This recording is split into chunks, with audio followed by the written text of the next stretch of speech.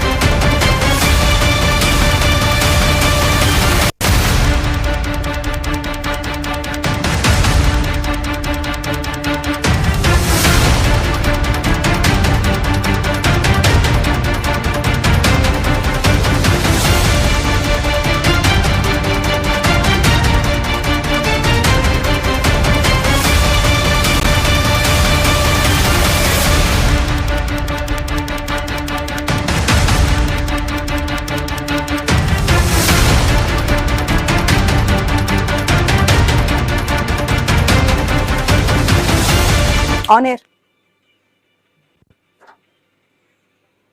Right, మనం చూస్తున్న ఉత్కంఠభరితంగా సాగింది, బిగ్ ఫైట్ హోరాహోరీగా సాగిందంటే ఎస్ అని చెప్పాలి. బిల్లుల ఆమోదం కోసమే పార్లమెంట్ ప్రత్యేక సమావేశాలు కూడా ఏర్పాటు చేసింది. అందులో 2 సింపుల్ గా ఆమోదం పొందేవి అందరికీ తెలిసింది. ఇక మూడోది ఏదైతే ఉందో లోక్సభలో సీట్ల పెంపునకు సంబంధించినటువంటి 131వ రాజ్యాంగ సవరణ బిల్లు, దీనిపైన పీఠముడి ఉంది. అయితే 3 రోజుల ముచ్చటగా ఇది 2 రోజులు అయితే గడిచిపోయాయి. కొద్దిసేపటి క్రితమే లోక్సభలో చర్చలు జరిగాయి. అటుపక్క ప్రతిపక్షం మాట్లాడింది, అధికార పక్షం కూడా మాట్లాడింది. ప్రతి పార్టీ స్పష్టమైన వారి వర్షన్ ఏంటని కూడా బయట పెట్టినటువంటి సిచ్యువేషన్. చివరిలో ఓటింగ్ కూడా నిర్వహించారు. రాజ్యాంగ సవరణ బిల్లుకు 3/200 మెజారిటీ లభించలేదు కాబట్టి మొత్తంగా వీగిపోయినటువంటి సిచ్యువేషన్ మనం చూసాం. ఓటింగ్ లో మొత్తం 489 మంది పార్టిసిపేట్ చేశారు. 489 మందిలో 278 మంది అనుకూలంగా ఓటేస్తే కనుక 211 మంది నో అని చెప్పారు. సో 2/3 మెజారిటీ మనకి 489 మందిలో చూసుకుంటే కనుక 326 సీట్లు రావాల్సి ఉంది, అంటే ఓటింగ్ రావాల్సి ఉంది. అది రాలేదు కాబట్టి 131వ రాజ్యాంగ సవరణ బిల్లు లోక్సభలో వీగిపోయినటువంటి సిచ్యువేషన్ మనకు కనిపిస్తోంది. 51 మంది గైర్హాజరైనటువంటి సిచ్యువేషన్ కూడా మనకు కనిపిస్తోంది. అయితే ఆఖరి నిమిషంలో ఏం జరిగిందనే పాయింట్ అయితే రేజ్ అవుతుంది. 1.5 రోజుల తర్వాత అసలు రాజకీయం అంతా కనిపించింది మనకి. అటు అధికార పార్టీ నుంచి ఇటు విపక్ష కూటమి కూడా వ్యూహాత్మకంగా వ్యవహరించాయి అంటే ఎస్ అవుననే సమాధానం వినిపిస్తుంది. ఇక్కడ మధ్యాహ్నం 1 గంట తర్వాత నుంచి కూడా అనూహ్యంగా పరిణామాలు మనకు కనిపించాయి. ప్రధానమంత్రి నరేంద్ర మోదీ ట్వీట్ చేశారు, డీలిమిటేషన్ బిల్లుపై సమగ్ర చర్చ జరిగిందని చెప్పుకొచ్చారు. అంటే సౌత్ కి ఏదైతే అన్యాయం జరుగుతుందని అనుకుంటున్నారో అట్లాంటిది ఏమీ ఉండదు, మీ అనుమానాలన్నీ కూడా నివృత్తి చేస్తామంటూ కూడా ప్రధానమంత్రి తన అభిప్రాయం ట్వీట్ ద్వారా తెలియజేస్తారు. ప్రతి ఒక్కరు కూడా ఈ బిల్లుకి మద్దతు ఇవ్వాలి అని చెప్పారు. కానీ ఆ ట్వీట్స్ కానీ చేసినటువంటి అభ్యర్థనలు కానీ ఎట్టి పరిస్థితుల్లోనే ఫలించలేదు అనేది మనకు అర్థమవుతోంది. ఆఫ్టర్ దట్ ఈ ఓటింగ్ ప్రాసెస్ తర్వాత నెక్స్ట్ మనం చూస్తే కనుక ఎవరి మంత్రాలు ఫలించాయి? ఏఐసిసి అధ్యక్షుడు మల్లికార్జున ఖర్గే మాటలు రీసౌండ్ ఇచ్చాయా అంటే ఎస్ అని చెప్పొచ్చు. రాజ్యాంగ సవరణ బిల్లును తాము అడ్డుకుంటామని చెప్పి మొదటి నుంచి ఆయన క్లియర్ కట్ గా చెప్తూనే ఉన్నారు. ఇండియా కూటమి అంతా కూడా ఐక్యంగా ఉంది, దీంట్లో చీలిక ఎక్కడా లేదని చెప్తున్నారు. ఒక్కో ఎంపీ ఉన్న పార్టీని సైతం సంప్రదించామని చెప్పారు. అది ఇక్కడ మనకి క్లియర్ కట్ గా కనిపిస్తోంది. లోక్సభలో డీలిమిటేషన్ బిల్లుకు చుక్కెదురు కావడం ఖాయమని ముందుగానే చెప్తూ ఉన్నారు ఖర్గే. ఆయన మాట నిజమైంది, ఆ మాట నెగ్గినటువంటి సిచ్యువేషన్ కనిపిస్తోంది. ఇక నెక్స్ట్ రాహుల్ స్పీచ్ పై అంత అసంతృప్తిగానే అంత గరం ఎందుకైంది లోక్సభ అంటే, ఒక్కసారిగా లోక్సభలో గందరగోళ పరిస్థితుల సిచ్యువేషన్స్ మనకు కనిపించాయి. ఆఫ్టర్ దట్ రాహుల్ గాంధీ ఏదైతే ఆయన స్పీచ్ స్టార్ట్ చేసిన తర్వాత అందరి ప్రసంగాలు ఒక ఎత్తు అయితే గనక ప్రతిపక్ష నాయకుడు రాహుల్ గాంధీ స్పీచ్ మరొక ఎత్తు. ఒక చోట నవ్వులు, ఒక చోట సీరియస్. ఆయన మాట్లాడే దాంట్లో పూర్తిగా కూడా అధికార పార్టీ నేతలు లేవడము, అడ్డుకోవడము, అక్కడ స్పీకర్ కూడా ఇన్వాల్వ్ కావడము, మాట్లాడినటువంటి మాటల్ని డిలీట్ చేయమని చెప్పడము, ఇవన్నీ కూడా నడిచాయి. సభలో బలం లేదని తెలిసి కూడా డీలిమిటేషన్ బిల్లును ప్రవేశపెట్టారని చెప్పి రాహుల్ ఆరోపణ చేశారు. ప్రధానమంత్రిని మెజిషియన్ గా పదే పదే రాహుల్ గాంధీ కామెంట్స్ చేయడం కూడా వివాదానికి, ఆ గందరగోళానికి దారితీసినటువంటి సిచ్యువేషన్ మనకు కనిపిస్తున్నాయి. రక్షణ మంత్రి రాజ్నాథ్ సింగ్ కూడా తీవ్ర అభ్యంతరం వ్యక్తం చేశారు. ఆఫ్టర్ దట్ మెజిషియన్ అనే పదాన్ని అన్పార్లమెంటరీగా తేల్చారు. మనకి బుక్స్ నుంచి కూడా డిలీట్ చేశారు స్పీకర్. రైట్, ఇంకా ఏం జరిగింది ఈ బిల్లులకు సంబంధించి అనేది మాట్లాడదాం, డిస్కస్ చేద్దాం, అభిప్రాయాలు కూడా తెలుసుకుందాం. దానికంటే ముందు షార్ట్ బ్రేక్ తీసుకుందాం. Stay tuned.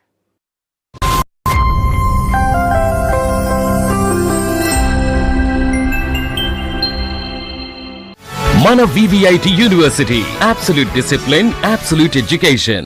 అక్క పాలు ఎక్స్ట్రా ఎందుకు? ఎవరో వస్తున్నారులా ఉందే. లేడీ వావ్, ఇల్లు శుభ్రంగా మరియు సువాసన భరితంగా ఉంది. ఎవరైనా వస్తున్నారా? ఏ గెస్ట్లు లేరు. వచ్చింది నా లైజాల్. ఫినాల్ తో పోలిస్తే కేవలం 3 వంతు చాలు. 6 గంటల వరకు ఇంటిని పరిమళంతో నింపేసి 10 రెట్లు ఎక్కువ శుభ్రతనిస్తుంది. దాంతో ఇల్లు ఎప్పుడు ఎవరు వస్తున్నారా అనిపిస్తుంది. మాస్టర్ మైండ్స్ కామర్స్ చదవాలనుకునే 10th ఇంటర్ విద్యార్థుల తొలి ఎంపిక.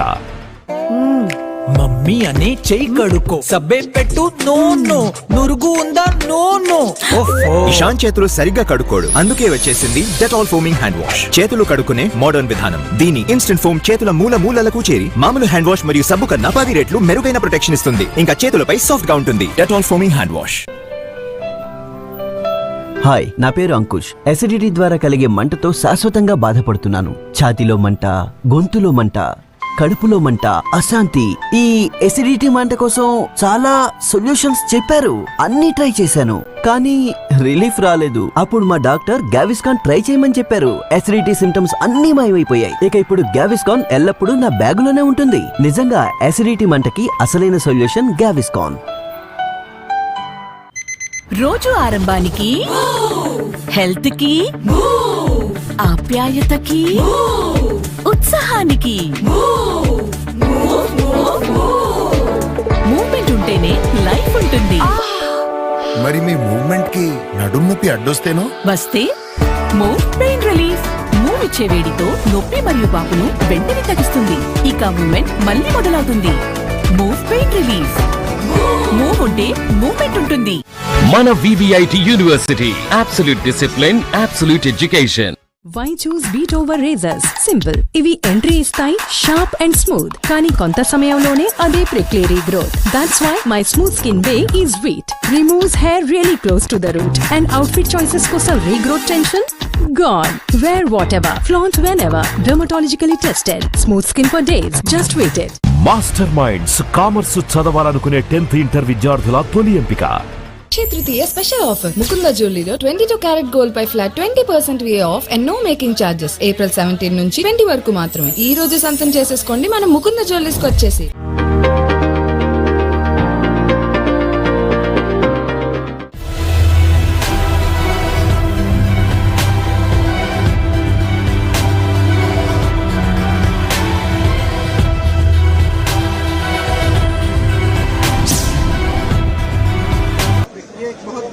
मैम कांग्रेस की क्या रणनीति होगी? जिस तरह वो कह रहे हैं कि महिला सरकार बार-बार ये कह रही है कि महिला विरोधी चेहरा कांग्रेस का। एंटी वुमेन मैम महिला विरोधी माइंडसेट की बात कह रहे हैं, जो गृह मंत्री ने भी बोला। विरोधी माइंडसेट की वो कह रहे हैं जिन्होंने हाथरस में कुछ नहीं किया, जिन्होंने उन्नाव में कुछ नहीं किया, जिन्होंने मणिपुर की महिलाओं के लिए कुछ नहीं किया, जिन्होंने खिलाड़ियों के लिए कुछ नहीं कहा, ये कह रहे हैं कि हमारा विरोधी माइंडसेट है महिलाओं का।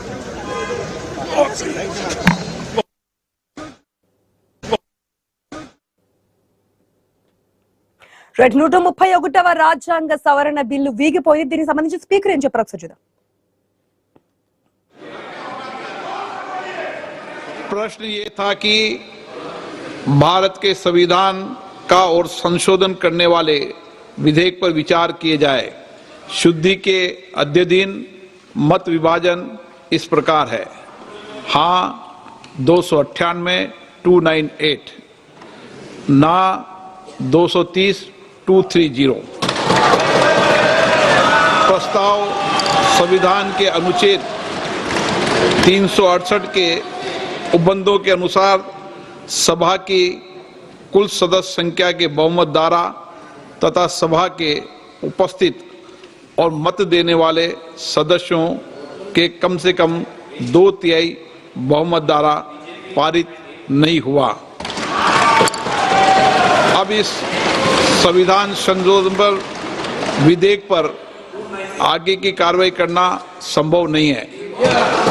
अतः संघ राज्य क्षेत्र विधि संशोधन विधेयक 2026 तथा परिसीमन विधेयक 2026 के संबंध में आगे की कार्रवाई पर మనం చూసాం మొత్తంగా 131వ రాజ్యాంగ సవరణ బిల్లు లోక్సభలో వీగిపోయిన సిచ్యువేషన్. మరి లోక్సభలో తెలుగు ఎంపీలు ఎవరి వైపు ఉన్నారని ఒకసారి చూద్దాం. ఆంధ్రప్రదేశ్ లో అధికారం ఉన్నది ఎన్డీఏ కూటమే, మనకు తెలిసిందే. టీడీపీ జనసేన బీజేపీ కలిసి ఉన్నాయి. సో ఆటోమేటిక్ గా టీడీపీ జనసేన అక్కడ వచ్చేటువంటి బిల్లులకు మద్దతు ఇచ్చాయి. ఇక్కడ ఉన్నది వైసీపీ కూడా ఆ బిల్లుకే అంటే ఎన్డీఏకే సపోర్ట్ చేసినటువంటి సిచ్యువేషన్ మనకు కనిపించింది. ఇక తెలంగాణ విషయానికి వస్తే తెలంగాణ అధికార పార్టీ కాంగ్రెస్ లోక్సభలో అది ప్రతిపక్షంలో ఉంది. సో ఆ బిల్లును ఫస్ట్ నుంచి కూడా కరాఖండిగా వ్యతిరేకించింది. ఆ వ్యతిరేక ద్వారానే ముందుకెళ్ళింది. లోక్సభకు బీఆర్ఎస్ కు లోక్సభలో ప్రాతినిధ్యం లేదు. ఇక మజ్లిస్ సైతం బిల్లును వ్యతిరేకించినటువంటి సిచ్యువేషన్ మనకు కనిపించింది. బీజేపీ ఎంపీ డీకే అరుణ కూడా సభలో మాట్లాడారు, అది కూడా మనం చూసాం. ఇక విపక్షానికి అమిత్ షా కౌంటర్ ఇచ్చారు. ఆ కౌంటర్ ఏంటని చూద్దాం. మహిళలకు రిజర్వేషన్లు ఇవ్వడాన్ని ఎవరు నేరుగా తప్పు పట్టకపోయినప్పటికీ కూడా డీలిమిటేషన్ మున్సులో అడ్డుకునే ప్రయత్నం చేశారంటూ కూడా ఆయన సెటారికల్ గా మాట్లాడారు. 2 రోజుల పాటు జరిగిన చర్చకు ఆయన ఏదైతే సమాధానం ఇచ్చారు, ఈ బిల్లును వ్యతిరేకించడం అంటే మహిళల అవకాశాలను అడ్డుకోవడమే అంటూ కూడా చెప్పారు. ఎస్సీ ఎస్టీల అభ్యున్నతికి వ్యతిరేకులుగా అభివర్ణించారు అమిత్ షా. ఎవరైతే ఈ బిల్లును పాస్ చేయకుండా నో చెప్తారో వారందరికి సంబంధించి కూడా. ఇక్కడ రిజర్వేషన్లలో సబ్ కోటా సంగతి ఏంటనే క్వశ్చన్ కూడా రేజ్ అవుతోంది. 3 కీలక బిల్లుల విషయంలో కేంద్రం చాలా స్పష్టంగా కనిపించింది. ఆఖరి నిమిషం వరకు కూడా అన్ని ప్రయత్నాలు చేసింది, ఎవరితో ఏం చేయాలో, లేదంటే కనుక మళ్ళీ బిల్ మేము 1 గంట టైం ఇస్తే కనుక మార్చి తీసుకొస్తామని చెప్పి అన్ని సిచ్యువేషన్స్ అయిపోయాయి. సో విన్ విన్ సిచ్యువేషన్ తో ఎన్డీఏ ముందడుగు వేసిందా అంటే అక్కడ క్వశ్చనే. ఎందుకంటే బిల్లులు ఆమోదం పొందితే గనుక మహిళలకు అందలం ఎక్కించినటువంటి చారిత్రక ప్రభుత్వంగా మోదీ సర్కార్ నిలిచిపోయేది. ఒకవేళ ఈ బిల్లు ఆల్రెడీ వీగిపోయింది కాబట్టి మహిళల సాధికారతకు అడ్డుపడుతున్నారని చెప్పి అయితే ముందుగానే అమిత్ షా కొన్ని పాయింట్స్ మనకి రేస్ చేశారో అది ఇప్పుడు కూడా కంటిన్యూ చేసే అవకాశం ఉంటుంది. మహిళా వ్యతిరేకులుగా ప్రతిపక్షం ఉంటుంది, మహిళలకి న్యాయం చేయడానికి ముందుకు రావడం లేదు, సీట్లు కల్పించడానికి ముందుకు రావట్లేదని చెప్పే సందర్భాలు మనకు కనిపిస్తున్నాయి. కాబట్టి అదే కంటిన్యూ అయ్యే అవకాశం ఉంది. మాట్లాడదాం. మనతో పాటు డిబేట్ లో పార్టిసిపేట్ చేస్తున్నారు మిఠా పార్థసారథి గారు, బీజేపీ ఎక్స్ఎమ్మెల్యే. అదేవిధంగా మనకి నాగేష్ గారు ఉన్నారు, కాంగ్రెస్ నాయకులు. నమస్తే అండి, very good evening, welcome to prime time debate. Parthasarathi గారు నమస్తే అండి. నమస్కారం అమ్మా.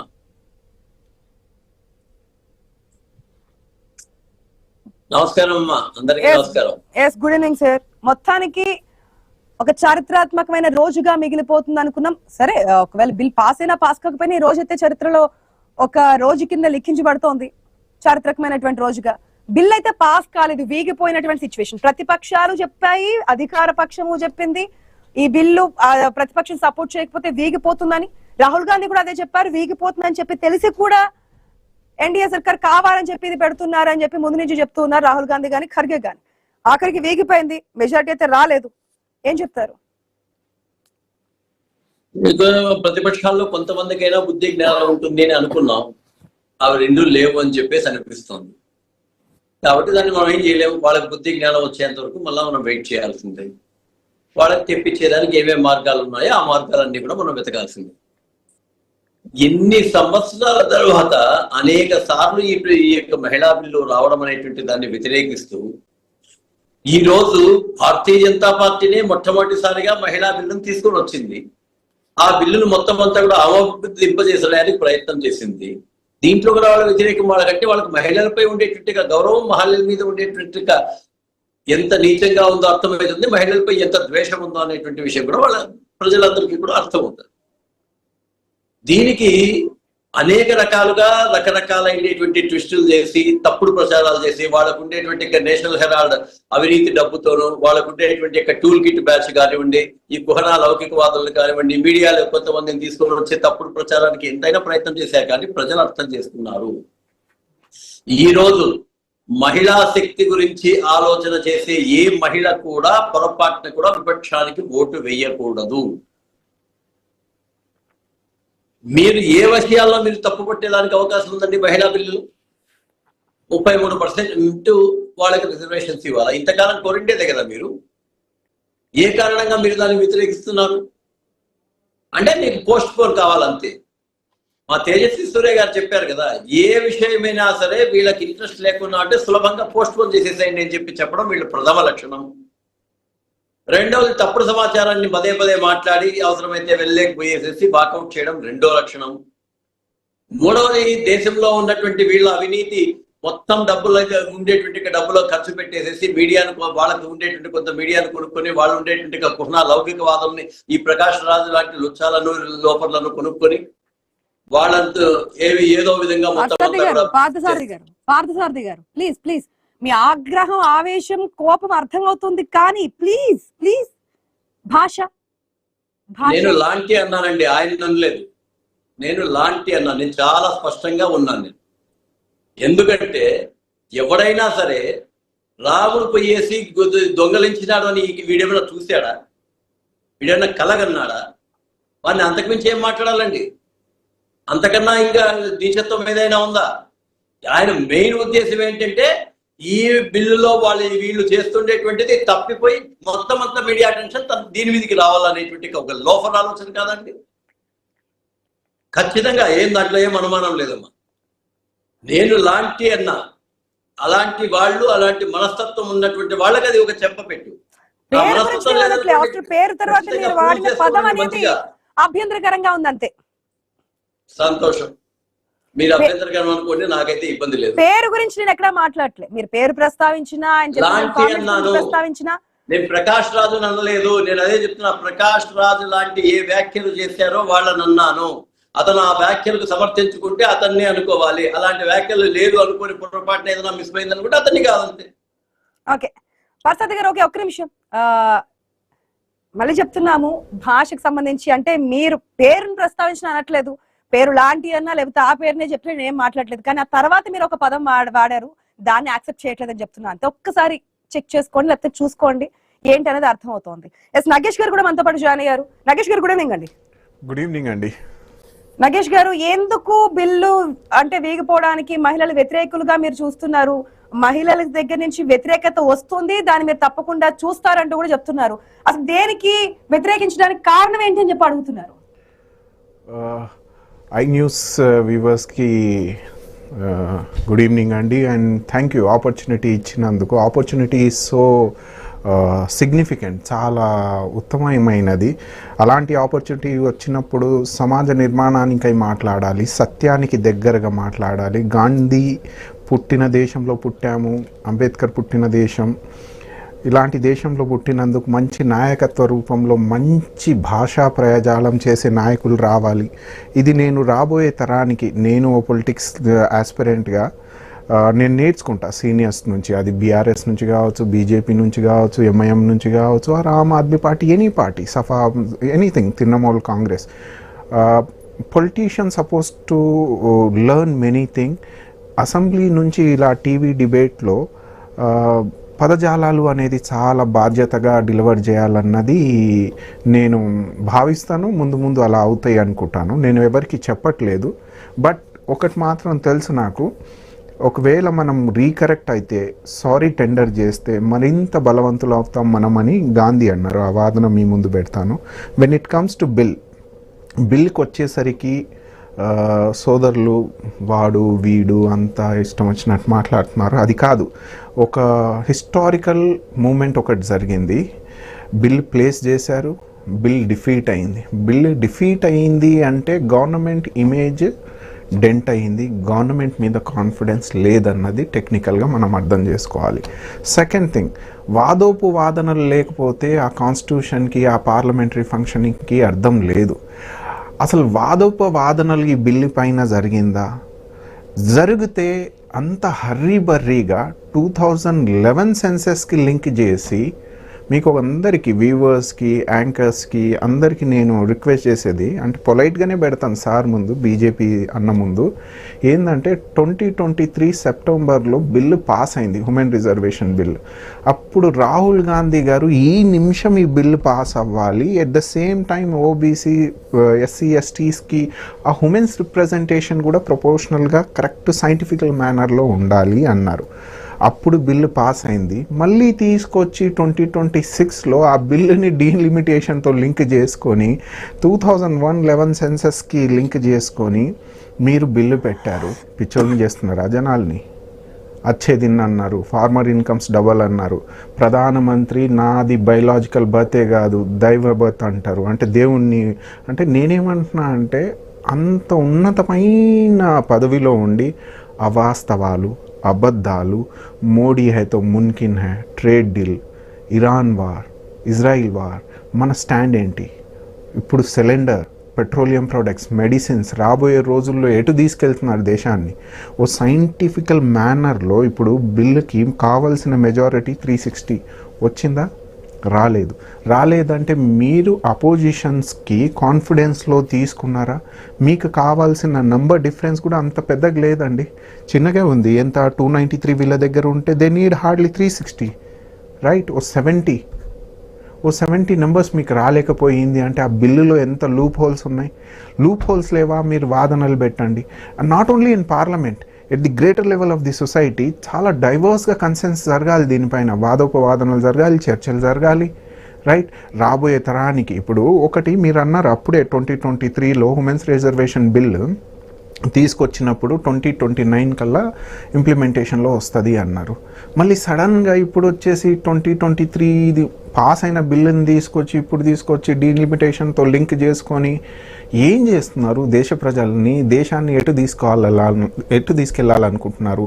అంటే సత్తా కోసం ఏదైనా మహారాష్ట్రలో, బీహార్లో, హర్యానాలో మీరు ఎలక్షన్ ముందు 10,000, ఇప్పుడు వెస్ట్ బెంగాల్లో మహిళలకి ఎవ్రీ మంత్ 10,000 అన్న కాన్సెప్ట్ తీసుకొచ్చి, సంవత్సరానికి ఇన్ని డబ్బులని కాన్సెప్ట్ తీసుకొచ్చి అధికారం చేజిక్కించుకునే కోణంలోనే మీ ఎజెండా ప్రొపగండా ఉన్న దానికే అది వెళ్తుంది. అక్కడ అధికార పార్టీ ఏం చెప్తుందంటే ఈ యొక్క ఆక్రోశం అనేది తప్పకుండా మీకు కనిపిస్తుంది, ఎలక్షన్స్ లో తప్పకుండా చూస్తారని ఇండికేషన్స్ ఇస్తున్నారు. అక్కడ క్లియర్ కట్ గా వాళ్ళకి తెలుసు, ప్రతిపక్షం దానికి సపోర్ట్ చేయకపోతే మీరు ఏదైతే 70 అంటున్నారు, 68 మెంబర్స్ డిఫరెన్స్ కనిపిస్తుంది మనకి.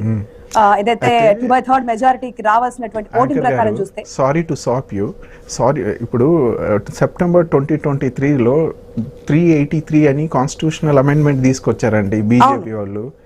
బిల్లు పాస్ చేశారండి. ఇప్పుడు సడన్ తీసుకొచ్చి డీలిమిటేషన్ తో లింక్ చేసుకొని, అది కూడా 2011 సెన్సస్ కి. న్యాయం ఏ దిశకు జరుగుతుందండి? ఇప్పుడున్న నంబర్స్ కి జనసంఖ్య ఎంత ఉందో మనం నంబర్స్ రూపంలో పెట్టాలి కదా. మీరు డీలిమిటేషన్ ముందు ప్రతి ఒక్కసారి, ఇప్పుడు లాస్ట్ దేశంలో డీలిమిటేషన్ జరిగిందండి, అంటే పాపులేషన్ సెన్సస్ జరుగుతుంది, డీలిమిటేషన్ జరిగింది 3 సార్లు జరిగింది. పాపులేషన్ బేస్నే చేసుకొని ఏ ప్రాంతానికి ఎంత రావాలి అన్న దాంట్లో సైంటిఫికల్ రీజనింగ్తో జరుగుతుంది. ఇప్పుడు వచ్చేసరికి south and north divide create అవుతుంది. ఎందుకు? మనం మన పాపులేషన్ కంట్రోల్ మెజర్స్ చాలా చక్కగా పెట్టాము, నార్త్లో ఆ పాపులేషన్ మెజర్స్ లేవు. సో నంబర్స్ రూపంలో దానికి సంబంధించి కూడా అమిత్ షా క్లారిటీ ఇచ్చారు కదా, ఒకవేళ మీరు కాదంటే ఏదైతే ప్రతిపక్షం డిమాండ్ పెట్టిందో 2 డిమాండ్ లో ఒకటి ఒప్పుకుంటున్నాము, ఏదైతే 50% అంటున్నామో ఆ 50% కూడా మేము పెడతాము, పెట్టి 1 గంట టైం ఇవ్వండి తీసుకొస్తే మీరు అంగీకరిస్తారా అని చెప్పి. ఒక నిమిషం అండి, నర్రా విజయ్ గారు కూడా ఇక్కడే సారీ చాలా ఇంపార్టెంట్ విషయం యాంకర్ గారు, రాష్ట్ర ప్రజలకు తెలియాలి. ప్యానెల్ లో మిగిలిన వారు కూడా ఉన్నారు. నేను ఒక్కటే చిన్న మాట అండి, 50% ప్రపోర్షనేట్ డైరెక్ట్ పెంచుతారా అండి అర్థం పర్థం లేకుండా? 50 సీట్లు యూపీ కంట, 50 సీట్లు తెలంగాణ కంట, 50 సీట్లు అసలు 50 సీట్లు అని చెప్పలే, 50%. 50 సీట్లు వేరు, 50% వేరు. ఏపీ విషయానికి వస్తే 25 మంది ఎంపీలు, 25 మందిలో 50% పెంచితే 13. సో 38 మెంబర్స్ ఎంపీలకు ఇస్తారు తప్పించి 50 మెంబర్స్ కాదు, 50%. షార్ట్ బ్రేక్ తీసుకుని ప్రైమ్ డిబేట్ కంటిన్యూ చేద్దాం. State you.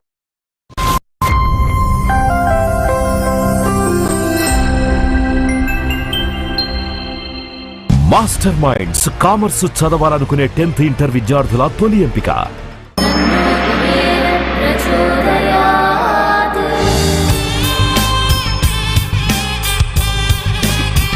లలిత అక్షయ తృతీయ అన్ని బంగారు నగలకు తరుగులో 1% తగ్గింపు, వజ్రాభరణాలు క్యారెట్ కు 4,000 తగ్గింపు, గోల్డ్ కాయిన్స్ కు తరుగే లేదు. అమ్మా ఇందులో టిక్ టిక్ ఎందుకు? ఎందుకా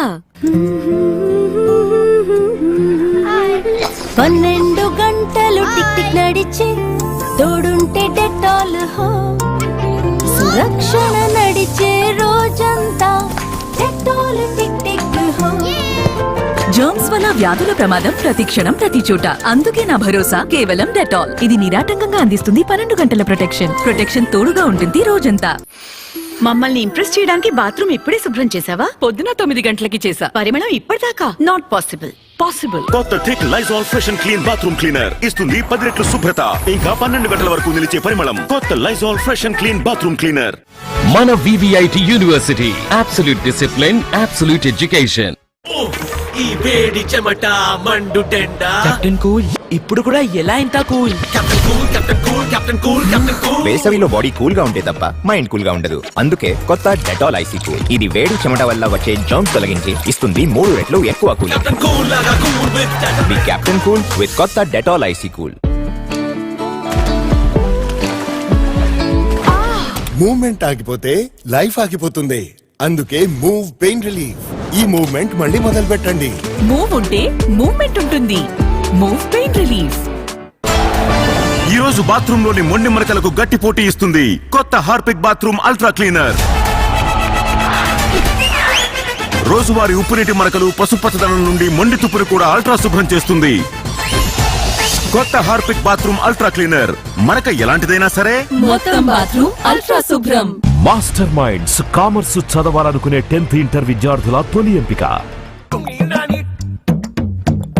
రుద్దు రుద్దు గీకు గీకు రుద్దు రుద్దు గీకు గీకు రుద్దు రుద్దు గీకు గీకు రుద్దు గీకు రుద్దు.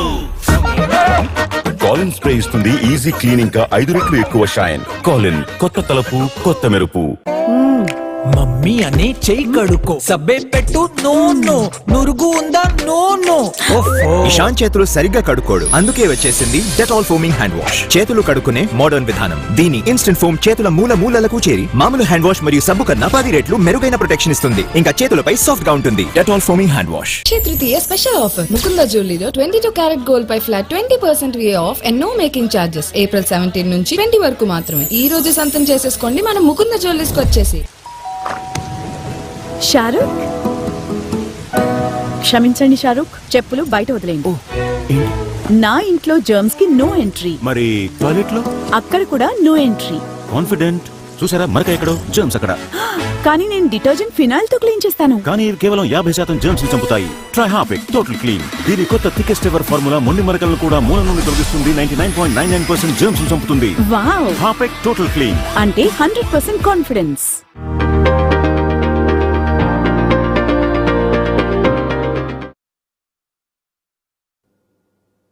Welcome back to prime time debate. మనం చూస్తున్న 131వ రాజ్యాంగ సవరణ బిల్లు లోక్సభలో వీగిపోయినటువంటి సిచ్యువేషన్ మనం చూసాం. సో అధికార ఎన్డీఏ వెర్షన్ చూసాం, ప్రతిపక్ష ఎన్డీ కుటుంబ నేతల వెర్షన్ చూసాం. ఈ రోజు డిబేట్ లో కూడా వారి వెర్షన్స్ తెలుసుకుందాం. అనలిస్ట్ విజయ్ గారి అభిప్రాయం కూడా తెలుసుకుందాం. విజయ్ గారు, గుడ్ ఈవినింగ్ అండి. హలో విజయ్ గారు, నమస్తే. నమస్తే విజయ్ గారు, మీ అభిప్రాయం ఏంటి? లోక్సభలో బిల్లు వీగిపోయింది అనుకూలంగా, అంటే ఏదైతే 2/3 మెజారిటీ రావాల్సిందో రాలేదు. దాదాపుగా 68 మెంబర్స్ ఇంకా మనకి గ్యాప్ అనేది కనిపిస్తుంది. 298 మంది అనుకూలంగా వేస్తారు, 230 మంది వ్యతిరేకంగా వేశారు. రావాల్సినటువంటి 2/3 మెజారిటీ మనకి 352 మంది రాలేదు. కాబట్టి బిల్లు వీగిపోయినటువంటి సిచ్యువేషన్ మనకు కనిపిస్తుంది. మీ అభిప్రాయం ఏంటి? ఏ పార్టీ కాబట్టి అధికార పార్టీ ఒక వెర్షన్ వినిపిస్తుంది, ప్రతిపక్ష పార్టీ ఒక వెర్షన్ వినిపిస్తుంది. ఇక్కడ అది బీజేపీకి మహిళా బిల్లు విషయంలో చిత్తశుద్ధి లేదనేది చాలా క్లియర్ గా అర్థమైపోయినటువంటి అంశం. ఎప్పుడైతే వివాదాస్పదమైనటువంటి డీలిమిటేషన్ కు మహిళా బిల్లుకు లింక్ పెట్టడమే అతిపెద్ద తప్పిదం. మహిళా బిల్లుకు అన్ని పార్టీలు సపోర్ట్ చేస్తున్నాయి. డీలిమిటేషన్ విషయంలోనే అబ్జెక్షన్స్ వస్తున్నటువంటి అంశం. డీలిమిటేషన్ ని చేసుకోవచ్చు, డీలిమిటేషన్ ని నెక్స్ట్ జనాభా లెక్కలు చేసి అది చేసుకోవచ్చు. మహిళా బిల్లుకు ప్రతి ఒక్కరూ సపోర్ట్ చేస్తున్నటువంటిది. ఇక్కడే ఇంటెన్షన్ ఉన్న బీజేపీ అధికార పార్టీకి ఉన్న ఇంటెన్షన్ మహిళా బిల్లు అనే అంశం మీద చిత్తశుద్ధి లేదు. అదొక రీజన్. ఇంకొక రీజన్ ఆ పాయింట్ ఎట్లా చూడొచ్చంటారు విజయ్ గారు? ఎట్లాగా మహిళా రిజర్వేషన్ బిల్లుని ఈ డీలిమిటేషన్ తో పాటు పెడితే వీగిపోతోంది, అది ప్రతిపక్షాల మీద ఒక పాయింట్ కింద ఉంటుంది, ఒక అస్త్రంగా వాడుకోవచ్చని ఏమన్నా ఇండికేషన్స్ కనిపించాయా, లేదంటే దాన్ని ఏ విధంగా చూడొచ్చు? విఫలమైనట్టే. నీకు వీగిపోతుందని చెప్పుకున్న ఇంత పెద్ద ప్రజాస్వామిక దేశంలో ఒక అధికార పార్టీకి స్ట్రెంత్ తెలుసు. నీ బలమే 292, అపోజిషన్ మిగతా ఉన్నాయి, నీకు కావలసిన 360 రాలేవు. నువ్వు నీ అధికార పార్టీకి నీ బలం నువ్వు తెలిసి కూడా పెట్టినవంటే వెటకారం కోసం పెట్టినట్టు, ఎగతాళి కోసం పెట్టినట్టు, నవ్వుల పాలు చేయటానికి పెట్టినట్టే. నువ్వు నీ బలం తెలిసి కూడా పెట్టినవంటే ఎగతాళికి, వెటకారము, హాస్యాస్పదం చేయటానికే ఈ బిల్లు పెట్టినట్టు. ఒకవేళ నిజంగా కూడా ఒకవేళ విపక్షాలను పట్టియాలంటే కేవలం మహిళా బిల్లే పెట్టండి. మహిళా బిల్ మీ మెయిన్ ఇంటెన్షన్ మహిళా బిల్లే అయితే మహిళా బిల్లునే పెట్టండి. మీరు రాజ్యాంగ సవరణ అని డీలిమిటేషన్ అనేది లింకు చేసి పెట్టడం తోటే సమస్య వచ్చింది. ఈ డీలిమిటేషన్ ని ఇటు దక్షిణ భారతదేశానికి సంబంధించిన పార్టీలు కావచ్చు, ఇతర రిజర్వేషన్లకు సంబంధించినటువంటి అంశం మీద కావచ్చు, అందరు వ్యతిరేకిస్తారు. ఇదంతా తెలుసు, బహిరంగ రహస్యమే. బహిరంగంగా చెప్తున్నప్పుడు నీకు బలం లేని చోట పెట్టి అబాసు పాలైనటువంటి, చిత్తశుద్ధి లేదనేది ఒకటి, అబాసు పాలైనటువంటిది ఇంకొకటి. ఒక ప్రభుత్వము బిల్లు, ఒక రాజ్యాంగ సవరణ బిల్లు పెట్టి బిల్లు ఓడిపోయింది అంటే విశ్వాసం కోల్పోయింది. ఇప్పుడు ప్రజల విశ్వాసం కోల్పోయింది. వితిన్ ద పార్టీలో కూడా, వితిన్ ద కూటమిలో కూడా ఇంత అపనమ్మకంతో ఎట్లా బిల్లు పెడతారు? ఇంత స్ట్రెంత్ ఉందో, ఒకవేళ నిజంగానే సాధించాలనుకుంటే ఎంత వరకైనా. ఇప్పుడు అనేక బిల్లులు పాస్ అయినాయి, వీళ్ళు బలం లేకున్నా కొన్ని ఏం చేశారు, చిత్తశుద్ధి ఉన్నటువంటిది వీళ్ళు మొండిగానే. ఇక్కడ మోదీ ట్వీట్ చేశారు కదా, బిల్లుకి ఓటేసేటప్పుడు ఆలోచించుకుని ఓటేయండి, అన్ని పార్టీలు ఏకంగా అయి బిల్లుని పాస్ చేద్దామని చెప్పి ఒక స్టేట్మెంట్ పాస్ చేశారు. 1 గంట టు 2 గంటల మధ్య ప్రాంతంలో మనం చూస్తే కనుక ఆఫ్టర్ దట్ జరిగిన పరిణామాలు మనం చూసాము. రాహుల్ గాంధీ కూడా వీగిపోతుందని చెప్పారు, ఖర్గే కూడా వీగిపోతుంది, అంతా ఒక తాటి మీద ఉన్నామని చెప్పారు. కొద్దిసేపటి క్రితం అంటే బిల్ ఓటింగ్ స్టార్ట్ కాబోయే ముందు అమిత్ షా కూడా చెప్పారు, ప్రతిపక్షం గారికి సపోర్ట్ చేయకపోతే, మద్దతు ఇవ్వకపోతే బిల్లు వేగిపోతుంది. బిల్లు వేగిపోతే అటు చెల్లెమ్మలు తలలందరూ కూడా ఎవరైతే అడ్డుకుంటున్నారో వారు తప్పకుండా చూస్తారు, వారు ఏదైతే ఆగ్రహంతో ఉన్నారో ఆగ్రహానికి మీరు గురవుతారని చెప్తున్నారు. దానికి సంబంధించి కూడా మాట్లాడదాం. దానికంటే ముందు prime time debate. Once again welcome back to prime time debate. Yes, మనతో పాటు మాట్లాడడానికి జేడి సీలం గారు ఉన్నారు, ex MP. Good evening sir. Good evening అమ్మా. బిల్లు వీగిపోయింది, దీనిపై మీ అభిప్రాయం ఏంటి? లోక్సభలో 131 రాజ్యాంగ సవరణ బిల్లు అది వేగిపోద్దని వాళ్ళకి తెలుసు.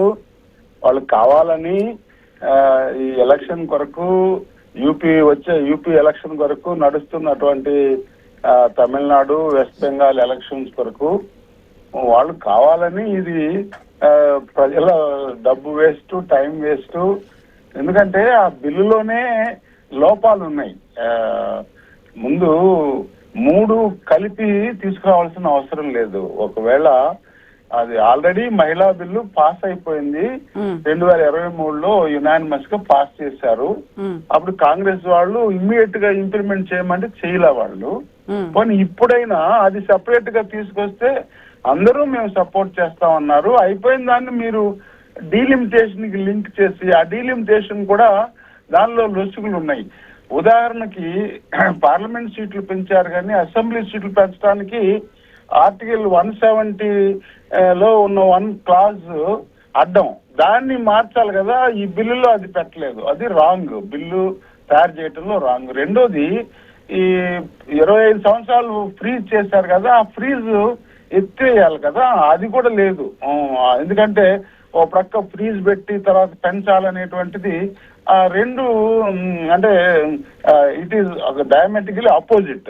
కాబట్టి వీళ్ళు కావాలని ఏంటి ఉమెన్ రిజర్వేషన్ ఎంత వ్యతిరేకం వీళ్ళు అని ప్రచారం కొరకు మీరు మాట్లాడటం చూశారు కదా. ఉమెన్ రిజర్వేషన్ బిల్ మీద ఆయన చేసిన వ్యాఖ్యలు, డీలిమిటేషన్ కి వచ్చేసరికి 50% అన్నారు, కానీ ఆ బిల్లులో లేదు. అవసరమైతే పెడతామని చెప్పారు. అంటే మీరు ఒప్పుకుంటే ఏదైతే ప్రతిపక్షాలు డిమాండ్ చేస్తున్నాయి కాబట్టి మీరు అడిగితే ఒక గంట టైం ఇస్తే బిల్లు మార్చి మేము ముందు పెడతామని చెప్తున్నారు. ఏదైనా ఒక పొలిటికల్ యాంగిల్ లోనే ఇదంతా చేశారు అనేది. కానీ మహిళలు అయితే చూస్తూ ఉంటారుగా, ఎంతో ఆశతో ఎదురు చూస్తూ ఎప్పటి నుంచో బిల్లు అయిపోయింది కూడా ఇప్పుడు మళ్ళీ తీసుకొచ్చి. నేను ఢిల్లీలోనే ఉన్నాను, పార్లమెంట్ లోనే ఉన్నాను. రెండు అడిగారు. ఒకటి ఏంటంటే డీలింక్ చేయండి, ఉమెన్ బిల్లుని డీలింక్ చేయండి. అది ఒప్పుకోలేదు కదా అతను. అవును, సెకండ్ పాయింట్ మాత్రమే అంగీకరించారు, దానికి కావాలంటే సవాల్ చేశారు. చేస్తారు. మొత్తానికైతే ఓకే, ఏదైనా ఇది రాజకీయ కోణంలోనే చోటు చేసుకుంది, అన్ని తెలిసే చేశారనేది అయితే తెలుస్తుంది. థ్యాంక్ యూ సో మచ్ శీలం గారు, మీ యొక్క అభిప్రాయం తెలియజేసినందుకు. ఎస్ నాగేష్ గారు, మీరేమంటారు? Final statement please. సి ఇందాక నేను అన్నది 50% ప్రపోర్షనేట్ అమ్మా. ఇందాక మాజీ ఎంపీ గారు మాట్లాడినట్టు that was not kept in the bill. మీరు అన్నట్టు 50% పెరుగుతాయి కాదు, 50% ప్రపోర్షనేట్ గా పెరుగుతాయి అన్నారు. మరి అది బిల్లులో పెట్టలేదు. 50 మెంబర్స్ అంటే ప్రతి రాష్ట్రానికి 50 మెంబర్స్ 50 మెంబర్స్ అంటే ఎట్లా? నెక్స్ట్ ఈ హరిబరీ చేయడానికి ప్రాసెస్ ఏంటి తెలుసా అమ్మ? వాస్తవానికి ఆర్టికల్ 55, 85, 333, 343A వీళ్ళు ఎడిట్ చేసి 2/3 మెజారిటీ నుంచి 1/3 మెజారిటీకి తీసుకొస్తున్నారు. అంటే డీలిమిటేషన్ ప్రాసెస్ ఏదైతే ఉందో దానికి రేపటి రోజుల్లో బిల్ పాస్ చేయాలంటే 1/3 మెజారిటీ, దట్ ఈస్ 33% అవసరం వీళ్ళకి. అంటే వీళ్ళ హిడెన్ అజెండా చూసారా? మహిళలు అన్నట్టుకి ma'am please don't interrupt, which is very important. అయితే ఇంకో విషయం ఏంటంటే దీనివల్ల ఏం జరుగుతుంది అంటే నార్త్ ఇండియాలో వాళ్ళకు అప్రాక్సిమేట్లీ 37% నుంచి 45% వరకు పెరిగిపోతాయి సీట్లు. అదే సౌత్ ఇండియాలో 24% అప్రాక్సిమేట్లీ నుంచి 20% కి పడిపోతాయి. సమయం లేదు, పాయింట్ డైరెక్ట్ చెప్పండి. 30 seconds I guess I am making it very valid. 30 seconds please. Yeah అయితే నేను అనేది ఏంటంటే సౌత్ ఎందుకు అంత వాయిస్ రేజ్ చేస్తుంది, తమిళనాడు కావచ్చు, Telangana, all this states, because 24% నుంచి 20%కి వీళ్ళకి రిప్రజెంటేషన్ పడిపోతుంది. నార్దర్న్ స్టేట్కి వచ్చేసి 37% నుంచి 45% పెరిగిపోతుంది రిప్రజెంటేషన్ బికాస్ ఆఫ్ దిస్ ఈ ఫాల్స్ ప్రొపగండా బిల్ వల్ల. అంటే వీళ్ళు అధికారం చేజిక్కించుకోవడానికే నెక్స్ట్ టైం కోసం బిల్లుని రాంగ్ వేగా రిప్రజెంట్ చేశారు. రాహుల్ గాంధీ చెప్పిన స్టేట్మెంట్ ప్రకారం ఎన్నికలు ఎప్పుడు జరిగినా సరే మళ్ళీ ఎన్డీఏ కూటమి అధికారంలోకి రావడం కోసం చేసే ప్రయత్నాన్ని తిప్పికొట్టాము.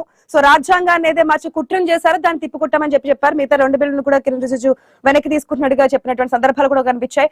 మనం మొత్తంగా చూస్తే కాసేపట్లో ఎన్డీఏ కీలక సమావేశం కూడా జరగబోతున్నట్టు తెలుస్తోంది. సమావేశానికి ప్రధాని మోదీ కూడా హాజరు కాబోతున్నట్టు తెలుస్తుంది. మొత్తంగా 131వ రాజ్యాంగ సవరణ బిల్లు లోక్సభలో బలం లేక 2/3 మెజారిటీ లేక వీగిపోయినటువంటి సందర్భం కూడా మనకు కనిపించింది. ఈ అంశానికి సంబంధించి ఏ పార్టీకి సంబంధించి ఆ పార్టీ అభిప్రాయం వ్యక్తం చేశారు, అనలిస్ట్ గా అభిప్రాయం కూడా తెలుసుకున్నాం. చూద్దాం ఏం జరగబోతుంది అనేది. ఇది వాటి prime time debate. Keep watching I news. నమస్తే.